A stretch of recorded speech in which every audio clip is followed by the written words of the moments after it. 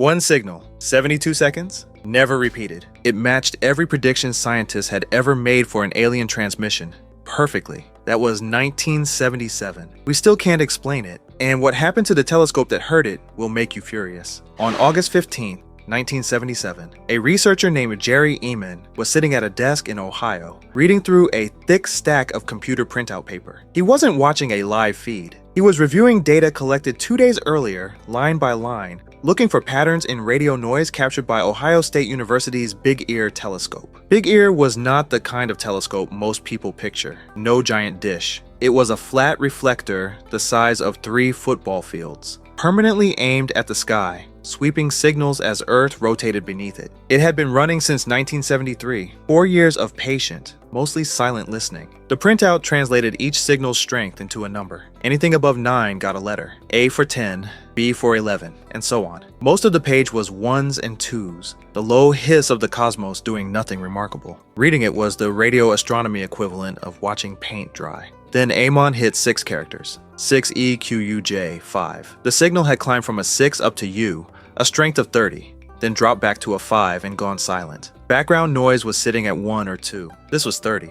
It wasn't a blip, it was a scream. Ehman circled those 6 characters in red ballpoint pen and wrote one word in the margin. Wow. That annotation became the signal's permanent name. But what made Ehman react that strongly wasn't just the intensity. It was something far more unsettling than raw volume. In 1959, physicists Philip Morrison and Giuseppe Cocconi published a paper in Nature arguing that any civilization wanting to broadcast across interstellar space would almost certainly transmit at 1,420 megahertz, the natural emission frequency of hydrogen, the most abundant element in the universe. Any species capable of building a transmitter would know this frequency. It was the obvious universal channel. The WOW signal arrived at almost exactly 1,420 megahertz, and it was narrowband, occupying an incredibly tight slice of the radio spectrum. Natural sources almost never do this. Stars, gas clouds, cosmic radiation, they spread energy broadly. This signal was focused, like a laser compared to a bare bulb.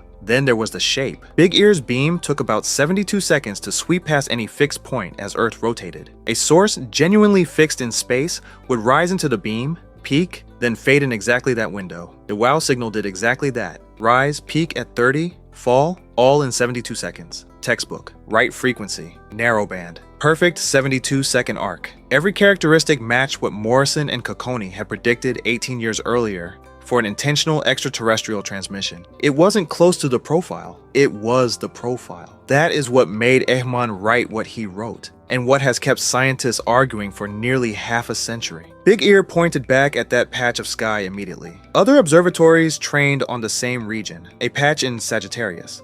At a distance later, estimates placed somewhere between 120 and several thousand light years depending on the candidate source. Researchers found nothing. Silence. Not a repeat. Not a whisper. That silence was scientifically paralyzing. A signal that appears once and never repeats is almost impossible to study. You can't confirm it independently. You can't characterize its source. It just sits there in the data, verified, real, and completely unresolved. For 30 years, that is exactly where it stayed. Here is what gets left out of the popular retelling. The WOW signal wasn't just unexplained.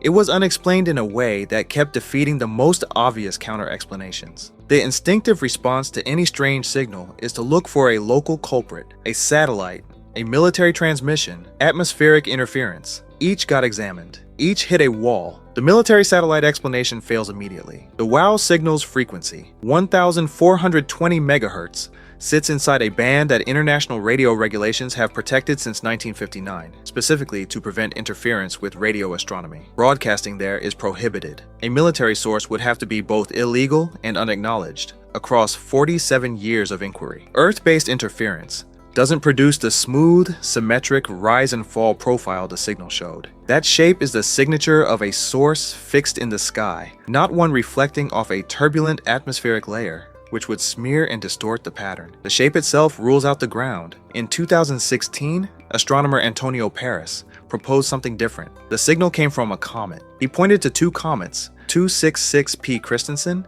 and 335P Gibbs, which he calculated were passing through that region of sky in August 1977. Comets carry enormous hydrogen gas clouds. Hydrogen radiates at 1,420 megahertz. The timing, he argued, could fit. The astronomy community pushed back with specific objections. First, the signal was narrowband, far narrower than a comet's diffuse hydrogen cloud would produce. Second, comets move visibly against background stars. Big Ear had 2 feed horns separated by minutes of observation. A moving source should have appeared in both. The WOW signal appeared in one horn only, once, and vanished. Paris ran follow-up observations in 2017 when both comets returned. He reported detecting hydrogen emissions consistent with his theory. Independent researchers reviewed his data and largely rejected it. Signal widths didn't match, and the methodology had gaps they considered disqualifying. The comet hypothesis is not accepted by the scientific community. What no one has produced in 47 years is an explanation accounting for all the signal's characteristics at once: the frequency,